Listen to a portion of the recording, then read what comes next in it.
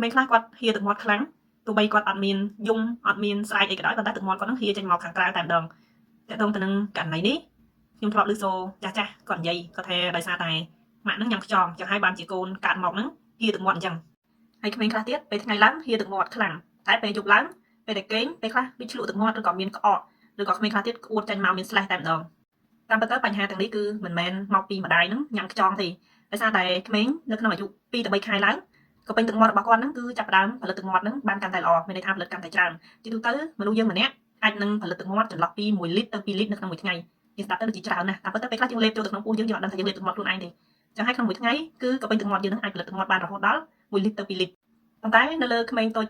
ជាទូទៅ reflect នៃការលេបរបស់គាត់មិនថាជាការលេបទឹកឬក៏ចំណីអាហារទេជាពិសេសក្មេងតូចនៅក្រោមអាយុ6ខែ reflect នៃការលេបគឺមិនទាន់ល្អចឹងហើយនៅពេលដែលក៏ពេញទឹកមាត់ផលិតទឹកមាត់ច្រើនចឹងគឺគាត់ត្រូវតែបង្ហូរទឹកមាត់ហ្នឹងចេញមកខាងក្រៅហើយគាត់លេបទឹកមាត់អត់កើតទេអញ្ចឹងហើយបានជាគេណែនាំឲ្យក្មេងហ្នឹងចាប់ដើមញ៉ាំបបរចាប់ពីអាយុ6ខែឡើងដោយសារតែកូនតូចក្រោម6ខែតែតើទៅនឹង reflect នៃការលេបរបស់គាត់ហ្នឹងមិនទាន់បានល្អអញ្ចឹងបើសិនជាឲ្យញ៉ាំបបរឬក៏ចំណីអាហារដែលមានកាកគឺអាចធ្វើឲ្យក្មេងហ្នឹងគាត់ឆ្លក់ឬក៏ឆ្លាក់ចូលទៅក្នុងបំពង់ខ្យល់មួយទៀតតើទៅនឹងក្មេងដែលគាត់យប់ឡើងគាត់ចេះតែក្អកឬក៏ពេលខ្លះមានឆ្លក់ឬក៏ក្អួតចេញស្លេះមកតែម្ដងអញ្ចឹងតើទៅនឹងបញ្ហានេះគឺវាពាក់ព័ន្ធទៅនឹងការផលិតស្លេះដូចគ្នាធម្មតានៅក្នុងខ្លួនយើងសរីរាង្គដែលផលិតស្លេះច្រើនទីមួយទៅលើបំពង់ខ្យល់គឺទៅលើផ្លូវខ្យល់មានតមសួតមានផ្លូវខ្យល់ហើយមួយទៀតទៅនឹងកាពះហើយនឹងបំពង់អាហារនៅតំបន់នេះគឺផលិតស្លេះច្រើននៅលើមនុស្សធំយើងដោយសារតែ reflect នៃការលេបរបស់យើងនឹងបានល្អអញ្ចឹងហើយយប់ឡើងទោះបីមានឡើងស្លេះខ្លះយើងអាចលេបចូលទៅក្នុងកាពះយើងប៉ុន្តែនៅលើក្មេងតូចតាក់ទងទៅនឹងបំពង់ខ្យល់ហើយនឹងបំពង់អាហារនៅទន់ខ្សោយជាពិសេសនៅនឹងសាច់ដុំខ្ជិបរបស់កកាពះយើងពីព្រោះក្មេងតូចគឺនៅទន់ខ្សោយវានៅចំហអញ្ចឹងហើយនៅពេលដែលគាត់មុំឆ្អែតឬក៏គាត់គេងភ្លាមអញ្ចឹងវាអាចនឹងច្រាលកាកសំណល់ទៅដោះគោឬក៏ពេលខ្លះវាអាចនឹងចាលអាស៊ីតកាពះចេញមកទៅលើបំពង់អាហារអញ្ចឹងអាចធ្វើឲ្យឡើងស្លេះដូចគ្នាមួយទៀតតើទៅនឹងផ្លូវខ្យល់របស់ក្មេងដូចជាច្រមុះភ្នែកច្រមុះឬក៏ភ្នែកបំពង់កភ្នែកបំពង់ខ្យល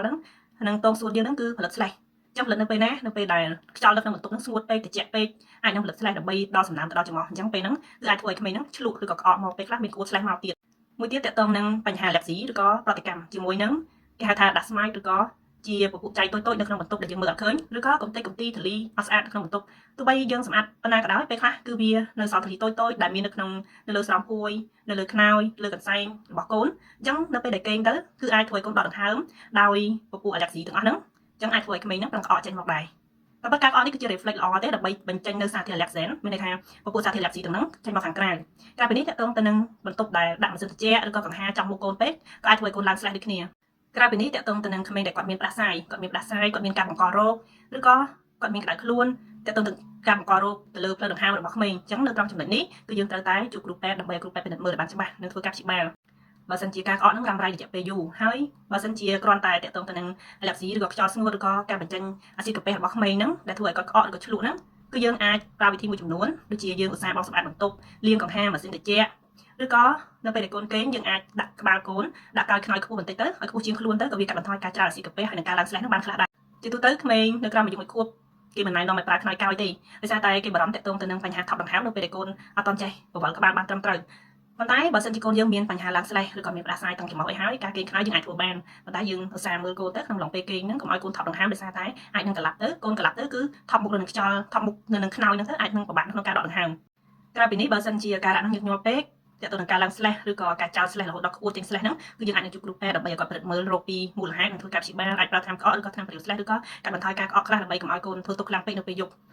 លើពីនេះគឺយើងអាចប្រើជាម៉ាស៊ីនបន្សុទ្ធខ្យល់នៅក្នុងបន្ទប់ឬក៏ឧស្សាហ៍សម្អាតបន្ទប់ឲ្យបានស្អាតក៏ជួយកាត់បន្ថយនៅបញ្ហាដែលកូនឡើងស្លេះឬក៏ក្អកខ្លាំងនៅពេលយប់នឹងផងដែរមួយវិញទៀតបើសិនជាកូនយើងតឹងច្រមុះឬក៏ឡើងស្លេះនៅពេលយប់នឹងខ្លាំងពេកយើងអាចនឹងប្រើសេរ៉ូមប្រៃដើម្បីលាងសម្អាតច្រមុះឲ្យកូនយើងឬក៏មានម៉ាស៊ីនឆ្ពង់សេរ៉ូមប្រៃឲ្យកូនខ្លះទៅឬក៏អាចប្រើស្ប្រៃបាញ់នៅនឹងច្រមុះរបស់កូនដើម្បីកាត់បន្ថយកុំឲ្យកូននឹងតឹងច្រមុះខ្លាំងពេកឬក៏អាចនឹងឲ្យកូនងូតទឹកក្តៅអ៊ុនៗទៅក៏អាចជួយបានខ្លះដែរប៉ុន្តែការងូតទឹកក្តៅអ៊ុនៗនេះគឺយើងងូតមុនគេមិនមែនងូតក្នុងអំឡុងពេលដែលកូនកំពុងតែធ្វើទុកឡើងស្លេះទេ